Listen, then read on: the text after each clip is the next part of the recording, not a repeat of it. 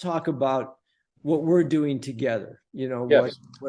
You and I have been talking about our strategic alliance for some time, and we've actually done this together, where you call us in or we call you in, but we come in and we do what we do, which is the economic studies, the financial studies, and so forth, to help to create a strategy of what to do with these assets.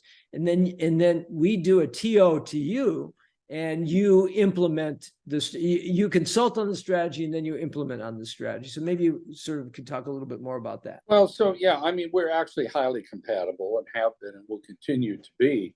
The fact is, the perspective we bring is that we've been there, done that. I've actually built buildings. I've signed these loans, You recourse walk the loans. walk. I've walked the walk. I've been there. Just didn't, I'm not a consultant purely to do that. Been there, done that, been through that. I've also taken over every conceivable broken deal as a fiduciary, as a receiver. So two things. We have a wealth of experience, and how we behave, the bar is very high. We're not just a predatory real estate firm. That having been said, so we come in dealing with perceiving things as an owner might, and how do we best get through this issue, these challenges, craft a business plan for the future. In order to do that, we've got to deal with partners like you that can do a lot of the blocking and tackling and underwriting and economic analysis that, as you and I well know, is but for a market, nothing ever gets built in real estate.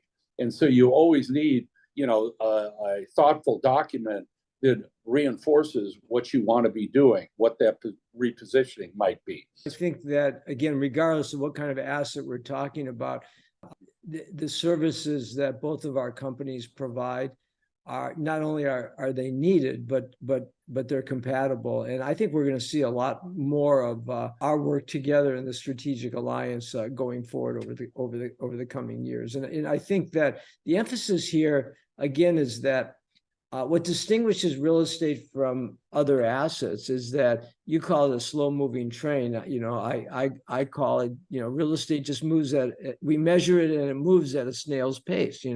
We measure it in terms of not even months, but quarters and years and decades. And in other asset classes, like securities, we measure it in seconds, minutes, and hours. And so you and I have developed sort of a long-term approach to these things. And we recognize that because of the inefficiencies of the capitalist system, we have these real estate cycles. I mean, I think you and I have been through 5 or 6 of these cycles over our careers.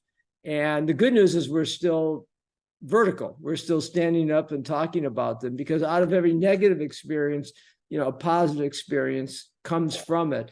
And, essentially that's the theme of what we're talking about today, is the fact that, there'll be winners and losers, but we try to take what are today perceived as the losers and turn them into winners going forward, because the cycle will change positive.